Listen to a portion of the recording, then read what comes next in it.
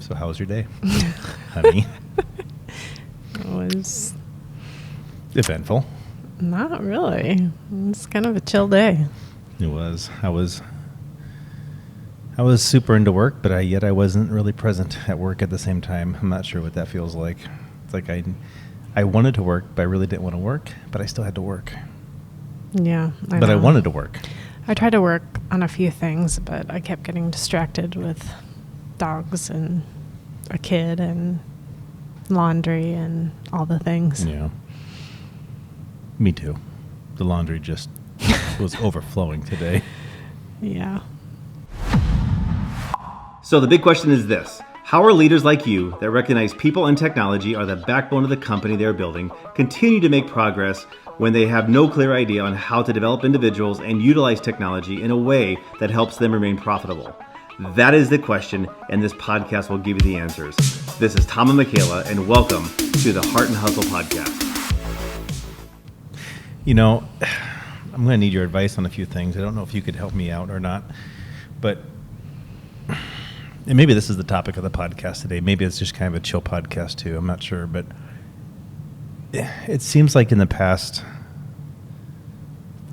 probably month and a half, maybe 3 months now, me in meetings and having to attend them for not really clients and purposes, for really internal meetings. Yes.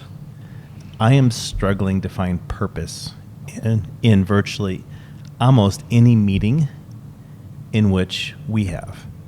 I've noticed your aversion to it lately. Not only that, but even unless I am meeting with a client or a customer talking about kind of real life things, I even observe them in meetings. Like I'll show up and they're in a meeting and I listen to the content and what they're talking about, and it's just really just crap.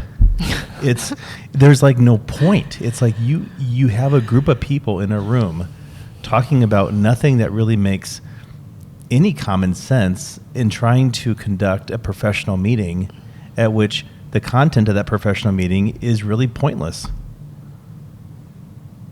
Why do you think it's pointless? I don't know. It was kind of like us the other day. You know, we had a meeting with a part of our team, and I think the meeting started, and you hopped on, and I sat there, and I listened for the first 17 seconds, and I said, you know what? Nah, I'm not going to do this today. And I don't know why, but it seems like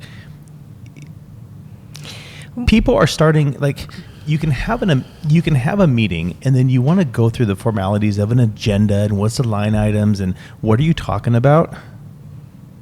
But yet having to go through that process to even create those line items and those agendas are really kind of a pain in the ass, because most people, not all, most, like 99.97% of the world, I'm going to leave the 0.03 out because you kind of fit the 0.03.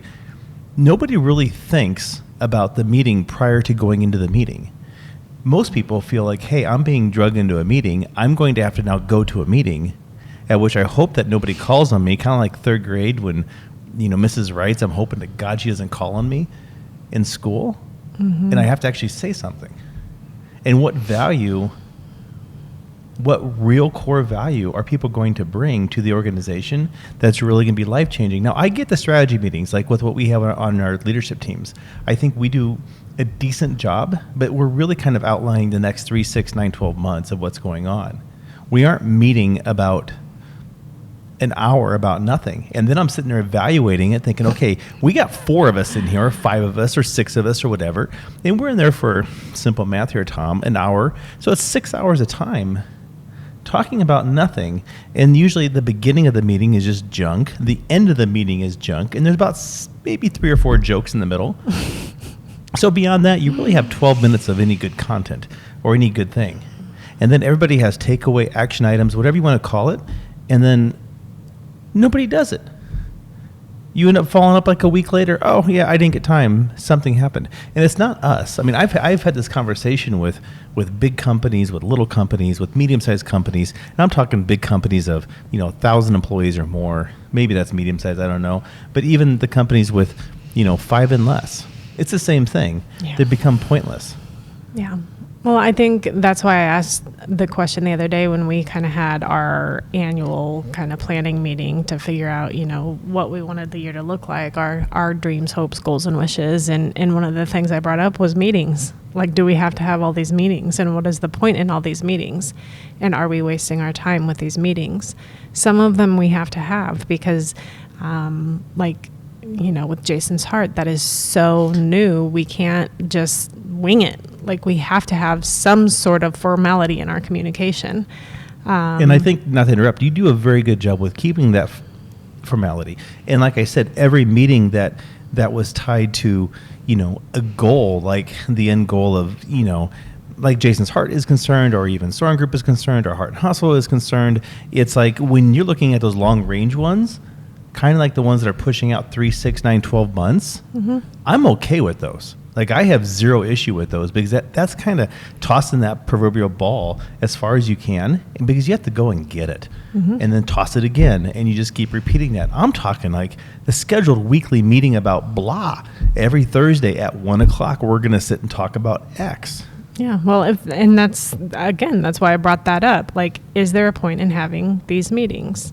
If there's nothing to talk about, no movement. Well, I'm not going to say there's nothing to talk about. I mean, I think to some people there's something to talk about. But is that something like... Okay, then where are you headed with this? Are meetings important, or are they not important? Well, because you're saying both.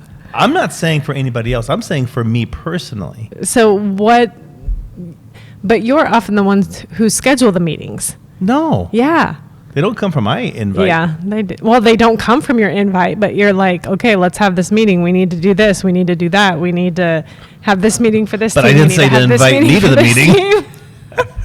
I just need to know the results of said meeting. Well, I think that's part of the problem. Like, right now, in the different stages of the different businesses we have, you're integral. Like, we can't have those meetings without you. But I get it. And it sucks. I get that. I don't know what it is. It's just like, and I don't know who it was. It was like Elon said this, or Jeff Bezos or something, but like, if there were more people in the room that could consume like a medium pizza or something like that, like, the meeting's not worth it, because it often gets lost in chaos. And I know when we were years ago following a certain kind of model, like how to run your company type of thing, your traction or your L10s. And I still think that a lot of it's good, but they had a formality and a structure to those meetings. On the surface, I sat and said, well, listen, that's probably pretty good. That's going to keep everybody on point. They're going to start on time. They're going to end on time. And there's going to be a beginning, a middle, and the end. Yeah. Guess what? Still, nobody prepared. Still, there's to-do list, action items for the next week. And guess what?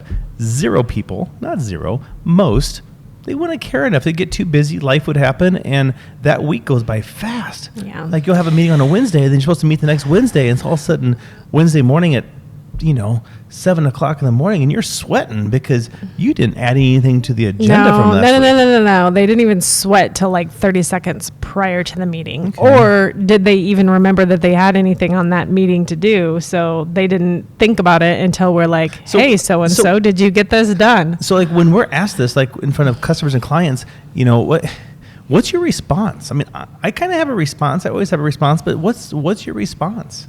Well, my response in this situation is, it's not about the meeting. It's about the accountability. It's about the responsibility. It's about the accountability. It's about your team having each other's back and doing what they say they're going to do. Yeah.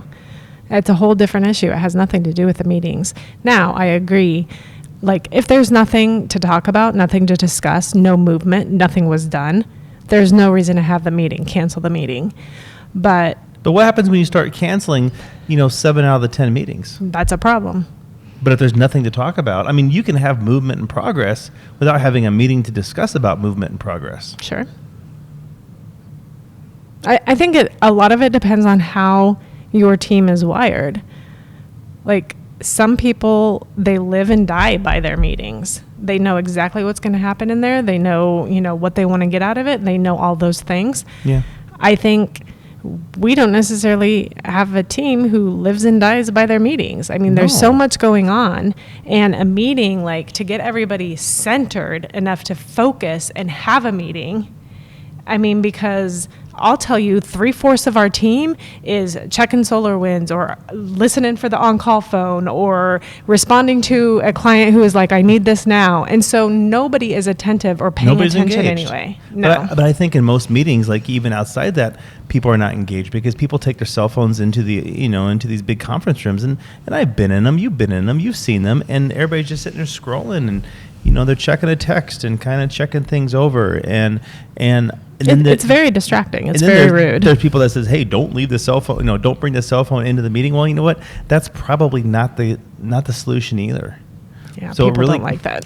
It really comes down to engagement and getting everybody engaged into the topics at hand to make them feel part of the environment that they're contributing at such a level that they may feel important or they are important to the organization. But I don't know if it's like me that I've been part of them for so freaking long that like there's nothing, I shouldn't say this, and I don't mean to sound this way, but there's nothing new that's going to be introduced inside these one-off meetings that probably we haven't spoken about, done, or executed in some way over the past 20 years of my life. Like, how many times have we had this conversation? Yeah, it's like I know the outcome. So what's your solution? I think the only solution is you have got to have a solid leadership foundation at which everybody is engaged with everybody as much as what they can, because you have those day-to-day interactions. What does that say about us then? But see, I think that's the issue. I feel I'm super engaged. Like, I don't go a day, very rarely do I go a day without talking to every person on the team. Mm-hmm. Every day. Well, there's a difference between talking to somebody and being engaged and having your full head where theirs is at. Because yours is in 100 different places. Theirs is in 1 or 2 or 3. I get that. But 1. I get that. But I think the important things that I have to discuss, to talk about, to listen to feedback or whatever, I get like this back and forth quickly in 30 seconds, 45 seconds, 15 seconds. Others don't operate like that. I know, but the fact is those others, most, not all, they don't want to be part of those meetings either. And they would much rather say, hey, I'm thinking about this, what's going on, and But they don't. That's the problem. But I can typically pull it out of them. Typically. Then why do we have to have the meetings? That's my point. Why do we have to have all these meetings? We've circled back now to the beginning of this podcast. Which is why I went back to our annual meeting, and I'm like, why do we have all these meetings? And did we take any meetings off our plate? No, we didn't. We kind of did. Not really. No, not really. We didn't. Took one off our plate, but we replaced it with something else. No. But then I ended up missing it last Thursday again anyways. Yeah. And your meeting was, you've gone quicker, but that meeting was 6 minutes. Yeah, because if I would have known you weren't going to be there, I wouldn't have had it in the first place. And B, what I had to contribute and what they were asking me, nothing to do with me. It was all you. It was all you, buddy. And you weren't there. And how am I supposed to facilitate or do anything about that? So I'm like, I'm out. Bye-bye. See you next time. And see, I look at it and say, like, every person on the team, I don't mean this to sound the wrong way of who's listening, but people are going to feel that they cannot operate at quote unquote my level. And I get that. But at the end of the day, if they're at 60% or 50% or God forbid, What does that have to do with 20%. anything, though? It's like, I'm okay. I don't need to meet with them to discuss what they did or they did not do, because at the end of the day, the end result is whatever was broke got fixed, and the person at hand, the client, was very happy. So it's just like, I'm going to meet to review them over what they did, right or wrong. Yes, I can kind of coach them, give them ideas or some other things that I would do, but to have a meeting talking about all the deficiencies of all the issues that happened that week over certain clients, to recap everything. That wasn't even what this meeting was about. No, it's not at all. I understand that. I'm just talking other meetings. We got to stay on the same track, because there's several different kinds of meetings. No, there's not. There is. There's different There is. topics. And there's several different kinds of meetings. Like, what's a kind of meeting? What's one kind? Our media meeting is completely different from our leadership team meetings. Completely No. different focus. No. 100%. No. Completely different. Different words, but it's the same focus. No, it's not. We sit inside the media teams, and and what do? We discuss. I'm not going to talk about the exact topics. We discuss what happened. We discuss what we're doing, and we discuss what we want to do. That's it. In our leadership meetings, we discuss what happened, This and this What and we're this doing. and this and that, and how to fix this and how to go there and how to what do we're this gonna and how to do I that. mean, every meeting has the same structure. It's about what happened, what we're doing, and what we're going to do. And it's really just about, and I spend more time on this, my right side of what we're going to do, and really push it out there. I don't really digress on what we did, because what we did is what we did, and we're done with that. So it ends up being the exact same thing, meeting after meeting after meeting. So what's for your me. solution? Cancel all meetings. Get rid of them all. We don't need them. We need our leadership meetings to kind of figure out, how the company's been, kind of, someone's got to steer the freaking ship out there. And that's what that leadership meeting does. But everything else, I mean, the one-offs, the little ones out there, I think if there's a team meeting. What one-offs do we have, though? Not one-off meetings, the one-off conversations. Like 90% of the time, maybe 80%, 80% of the time, you and I know what we're going to be discussing when we go into the meetings. Oh, yeah. Okay.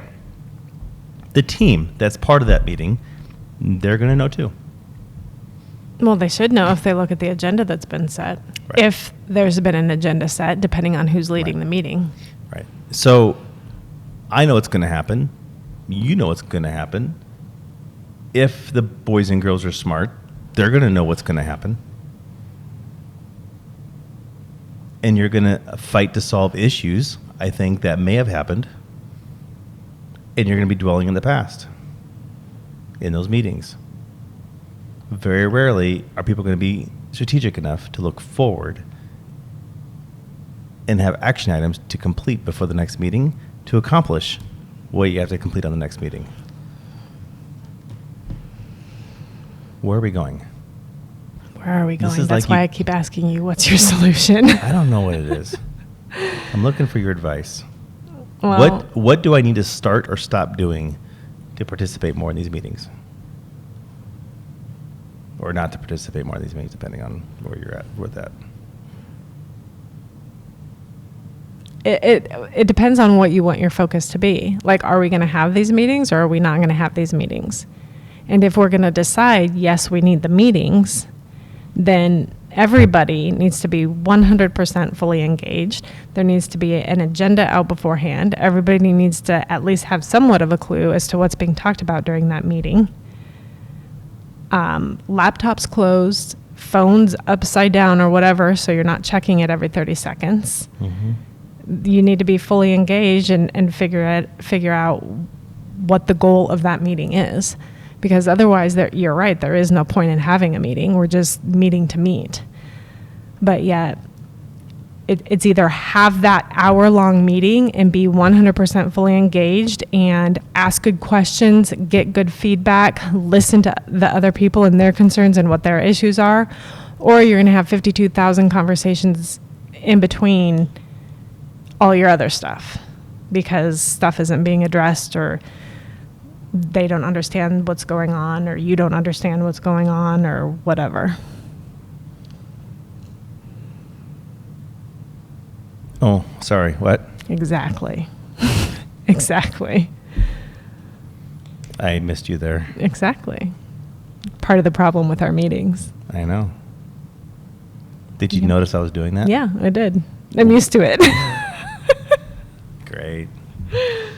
I don't know how to solve it. I'm going to do better this next year and this next year, and I'm going to try to minimize meetings, the time, like get out, standing room only, 7 minutes. Like get to the point where 7 minutes. We have people that can't finish a full sentence in 7 minutes. Who shall remain nameless. I know we do. But I think that is part of the fix, though. I think to schedule the meeting for 60 minutes or for 90 minutes, I think people feel like they have to do it. But I would challenge everybody. I don't know. I think including it depends on the issue, because I sit with clients constantly throughout the week that I have a 60-minute meeting with, and it's not enough time. Because there are just some things that you have to dig into. But how many of them are going off the rails? And I don't mean to be disrespectful for anybody, but how many of them are going off the rails? Like when you go into these meetings, if you're going to have an agenda or what's going on, I will guarantee you that you don't have an agenda written out or timeline. Let's go back to an example. Somebody.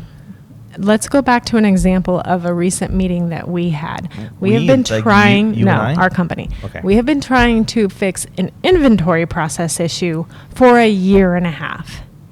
And every time we have that on the agenda, and it could be the one of 3 things on the agenda, that topic is constantly off the rails.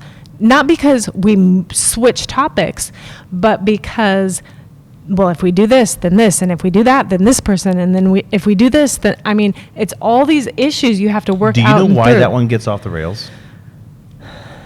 Tell me. I can tell you exactly why it gets off the rails, but you're going to have to start bleeping all this crap out. What's that, I don't know, that drone beep thing? Maybe go black and white. I don't know. I can say, it's because. Here's the deal with this. Okay, here's the deal with this process. I know exactly how to fix it. I know what to do, how to do, why we should do it. I have the tools, the resources, the needs to do everything. I know exactly how to fix it. I can walk back in, hop on that laptop, and be done with it by 6 a.m. Full bore, lock, stock, issues fixed. But you know what's going to happen? What? The minute I do it, I will become hated, the micromanager, and the jerk. Yeah. That now put a siphon on the process of people getting stuff. Yep. And doing things. Yep.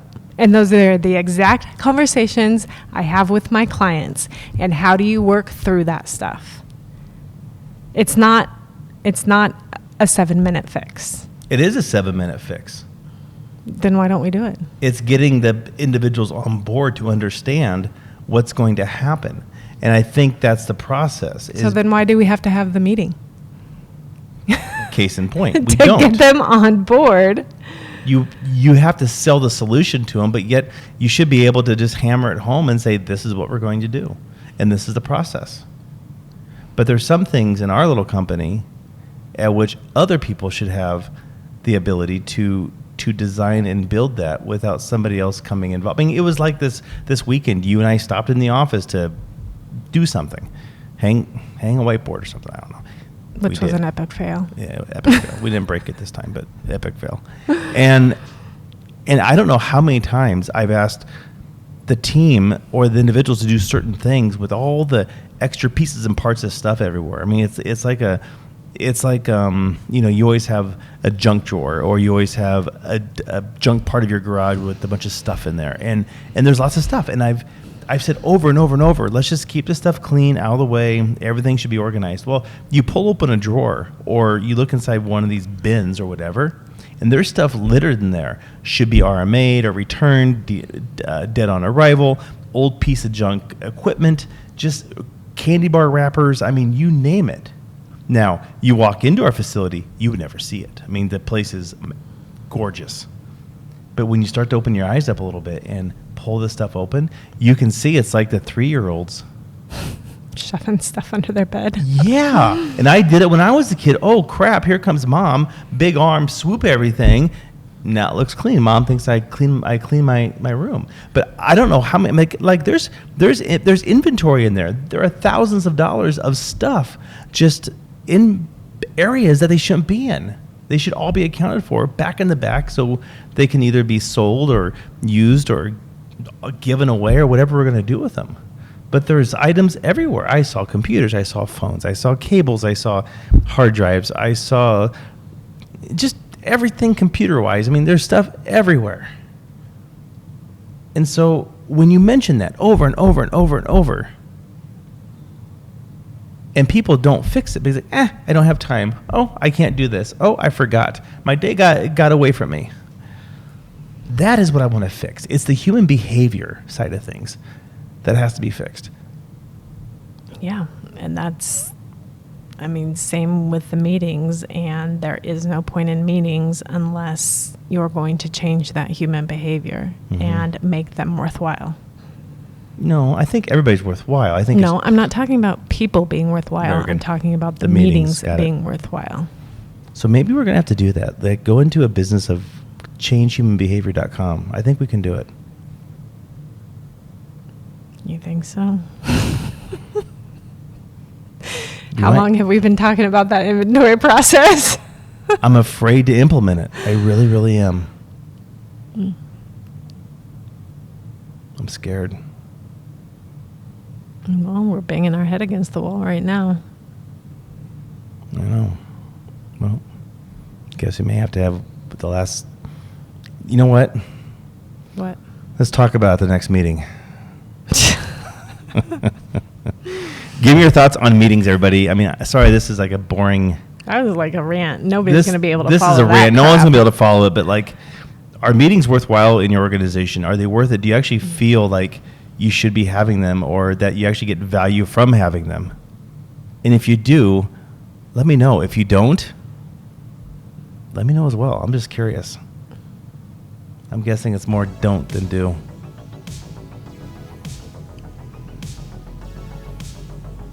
Well, since she's not saying anything. Check us out. If you haven't followed Jason's Heart yet, near and dear to my heart is jasonsheart.org. Check it out. It's really moving along. We've made a ton of progress. We've done a lot of great things, and we've had very minimal meetings to actually make that happen. So, anyhow, catch you guys later, and have a good night. Bye. Bye.